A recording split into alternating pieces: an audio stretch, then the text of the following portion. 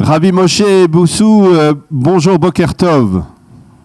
Shalom Boker Tov. Merci d'être avec nous ce matin, en cette fin de semaine qui a été marquée par de nombreux événements, on va dire, sur le plan politique, diplomatique, internationaux, sécuritaires, mais également par un événement qui vous touche en particulier et qui touche, on va dire, l'ensemble du peuple juif. Il s'agit de la Hiloula de Baba Saleh, dont vous êtes le petit-fils direct, Rabbi Moshe. Alors, tout d'abord, je voudrais profiter qu'on a l'occasion de se parler ensemble pour que vous nous racontiez un peu qui était Baba Saleh pour vous. Quel grand-père était-il, Baba Saleh?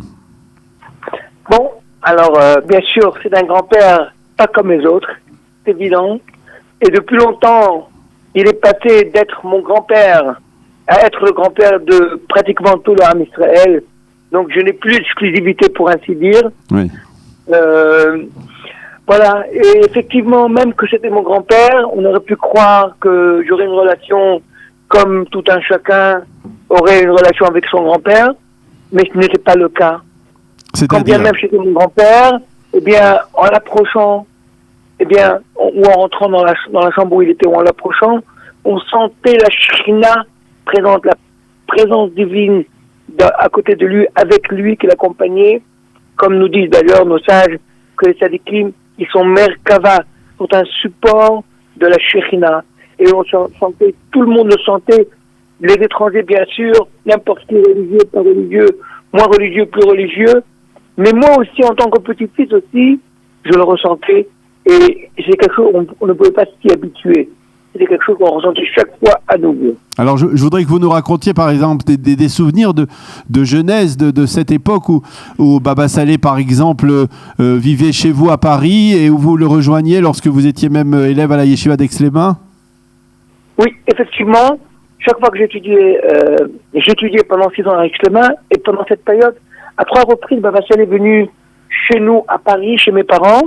Et à chaque fois, il faisait appel à moi pour que je sois à ses côtés tout le temps. J'ai eu donc ce mérite d'être à ses côtés pendant plusieurs mois, pendant ces 3 fois où il était à Paris.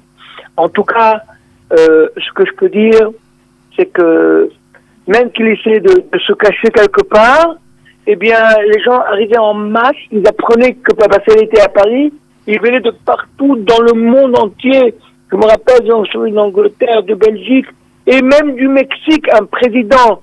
C'est un président à l'époque, pas un président, un ministre qui s'avère qu'il était juif, et après que Baba Saleh était à Paris, il était venu avec des gardes-corps, je me rappelle encore, avec une voiture ministérielle qui stationnait en bas, il est venu le voir, prendre des brachot, des conseils, comme ça n'en finissait pas. Est-ce que vous avez étudié avec lui? Est-ce qu'il vous parlait?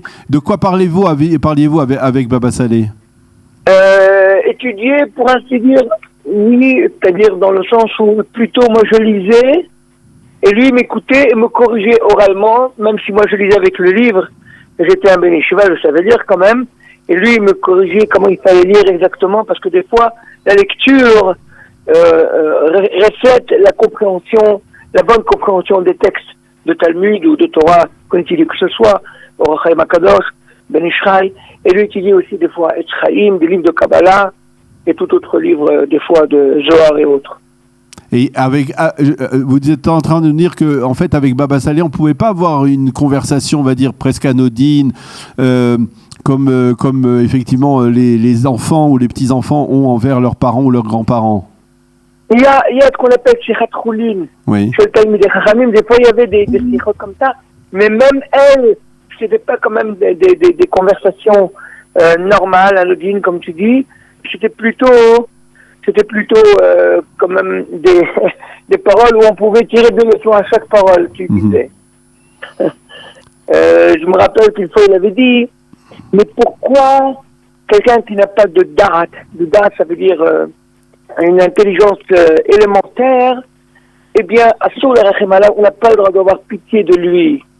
Il faudra avoir pitié comme un bébé, il n'a pas de date, il n'a pas de sagesse, et quand même, il faut avoir pitié d'un bébé. Et non, un adolescent, un adulte qui n'a pas de date, si tu vas avoir pitié de lui, il va croire qu'il a encore raison, il va continuer dans sa bêtise. C'était une des choses qu'il a dit comme ça en parlant un petit peu discussion normale. C'était un grand-père qui avait une forme d'affection. Est-ce qu'on peut parler de Baba Saleh avec d'une personne qui exprimait avec sa famille une forme d'affection? Oui, il avait de l'affection, il avait des paroles, il avait même des fois un certain humour. Mais ce que je peux te dire, ce qu'on doit retenir, il ne faut pas qu'on passe à côté. Oui. C'est le point le plus important, c'est ce phénomène qui est unique, qu'on voit un tzaddik qui est tellement admiré, je ne veux pas dire adoré parce qu'on adore que Hachem, mais vénéré à une échelle vraiment qui traverse toutes les frontières et de tous bords, les gens les plus religieux, les moins religieux, les chasidim, sparadim, ashkenazim, national religieux, les tourékarta, tout le monde l'admirait, le vénérait de façon extraordinaire. Et certains tzadikim, comme l'amour du Shomer Emouni m'a dit de la part de son grand-père, qu'à chaque génération, il y a un Baal Shem Tov. Mm-hmm. Un Baal Shem Tov à chaque génération. Et notre génération, comme je l'ai dit, c'est Baba Saleh. Et d'ailleurs, il s'appelle aussi Israël, comme Israël Baal Shem Tov. Mm-hmm. C'est donc, Baba Saleh, c'était le Baal Shem Tov de notre génération. Effectivement, les histoires qui ne cessent d'affluer de partout, de gens qui ont vécu des histoires de son vivant, et aussi, même après Gdolim Tzadikim Bemitatam, même après qu'ils ont quitté ce monde, continuer encore à influencer et faire des miracles. Combien de personnes sont exaucées dans leurs prières, ou alors ils vivent vraiment des miracles, même après le décès, comme on dit dans le piyut de Rabbi Yaakov Abahtara, Afkia Haremoto, Kodia Oz Ubvor. Et même après son décès, il manifeste une force, une puissance d'intervention et de miracle. Alors, je voudrais peut-être vous poser une question puisque je suis toujours journaliste et qu'on parle beaucoup d'actualité dans notre émission. Il y a une masse d'événements qui se sont produits, on va dire, ces derniers mois, même ces dernières semaines et même au cours des derniers jours avec cette visite de près de 50 chefs d'État au Yad Vashem pour commémorer la Shoah, ce plan de paix de Donald Trump, ces développements qui se produisent actuellement dans l'État d'Israël et même dans le peuple juif. Quel regard, je vais vous demander poser une question hypothétique, mais je ne peux pas ne pas vous la poser. Quel regard aurait porté Baba Saleh qui a aspiré, on va dire, de manière très, très forte à l'arrivée du Mashiach? Quel regard il aurait porté sur les événements que l'on est en train de vivre ici? Cette année, la nuit de Baba Saleh à l'Etivot, où des dizaines de milliers de personnes viennent justement célébrer. Et aussi, partout dans le monde, il y a des loulottes qui sont célébrées un peu partout. Aujourd'hui, moi-même, je suis invité à 5 ou 6 loulottes différentes sur Jérusalem. Je ne sais pas comment je vais me partager, mais c'était sur le signe, cette loulotte a été choisie sur le signe de attendre le Mashiach. Tipia la Mashiach. Tipia la Géoula. Et c'est quelque chose qu'on voit, les pas de la Géoula qui approchent, qui sont vraiment, ils retentissent de façon très forte. On le ressent. Je ne parle pas de ce qui s'est passé ces dernières générations, le kibbutz Galut qui est en train de se réaliser, la construction du pays, le développement et l'essor du monde des yeshivot, qui est devenu en Israël le centre mondial du monde de la Torah et des yeshivot. Tout cela sont des choses qui marquent aussi la Géoula. Et ces derniers événements que tu as évoqués dans tes propos, Donald Trump, tous les chefs d'État qui sont arrivés, et des choses qui sont en train de se réaliser au niveau diplomatique, qui nous rapprochent davantage de plus en plus, même s'il manque encore la construction du Beth Amikdash, même s'il manque encore un retour à la tchouva d'une grande partie du Ham Israël, et on a un grand travail à faire là-dessus, eh bien, il y a quand même des pas de la Géoula qui sont très percutants, on doit les ressentir. Et si Baba Saleh était là, il aurait sauté de joie, il aurait vraiment remercié Hachem, il aurait été ému, et il aurait dit à tout le monde, sachez que le Mashiach est très proche. D'ailleurs, il disait déjà à l'époque, combien plus il aurait dit aujourd'hui, comme quand il est imminent, la venue du Mashiach et la Géoula Shlema, on a tous donc s'investir là-dessus et faire en sorte d'influencer sur le maximum de l'âme Israël, faire passer des messages de Emouna. Parce que le message principal, pour ainsi dire, de Baba Saleh, qui est global, qui inclut tout, c'est un message de Emouna.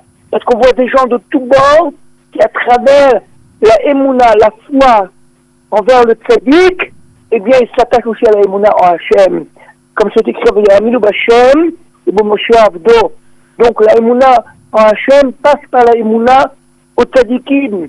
Et Baba Saleh a traduit cela de par sa personnalité, de par ce qu'il a émis autour de lui, une émouna qui continue aujourd'hui encore à faire des effets et des vagues partout dans le monde juif en tout cas.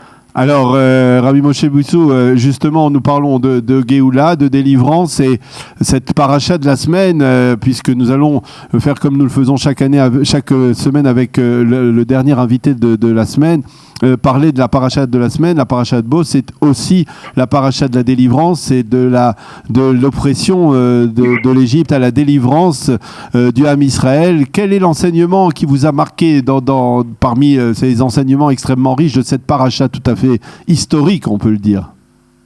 Alors voilà, je pense que l'enseignement qui aussi est en rapport aussi avec ce que représentait Baba Saleh, c'est que si on pose la question, pourquoi Hachem a dû faire les 10 plaies pour délivrer le Ham Israël? Alors, si on dirait que c'est pour faire sortir les enfants d'Israël d'Égypte, eh bien, non. Ça aurait bien pu le faire avec une seule plaie, même sans aucune plaie, il est fait sortir par un miracle, et c'est tout. Eh bien, la réponse, c'est pas un commentaire, c'est écrit en toutes lettres dans la paracha. Les ma'an shiti ototai elle bekirbo, ou le ma'an teshatar be'ozne bincha ou ben bincha, et asher ita'alalti b'mitzrayim, ototai chertam tibam vidatem ki ani Hashem.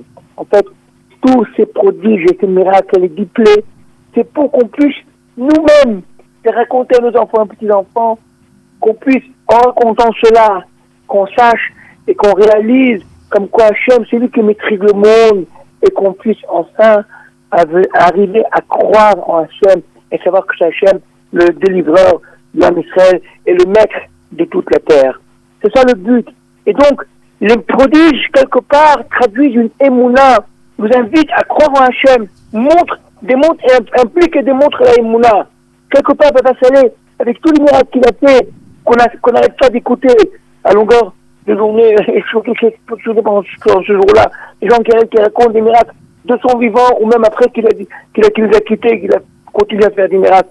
À travers ces miracles, on s'attache à la émouna, au tzaddik, et à l'émouna en Hachem. Je crois que c'est le message commun qu'il a entre la paracha d'un côté, dont le but de tous les 10 plaies, c'est de croire en Hachem, de sentir Hachem présent. Hachem se dévoile à travers les miracles, et aussi, le tzaddikim, en faisant des prodiges, des miracles, montre d'abord combien Hachem les aime, et c'est pour ça qu'il fait leur volonté, réalise leur volonté, et aussi, nous invite donc, et nous entraîne, nous attire à la émouna, et c'est cette émouna qu'on doit prodiguer autour de nous, au maximum de nos confrères, le Ham Israël, pour qu'on puisse ainsi vraiment rapprocher la Géoula Shlema. Eh bien, Rabbi Moshe Boussou, merci beaucoup d'avoir été avec nous ce matin, donc en cette veille de Shabbat de Parashat Bo, et au lendemain donc de la Hiloula de votre grand-père Baba Saleh. Et merci d'avoir été avec nous, et bonne chance, bonne continuation. Shabbat Shalom. Merci à vous, Hazak Ubaru, et Shabbat Shalom à tout le monde.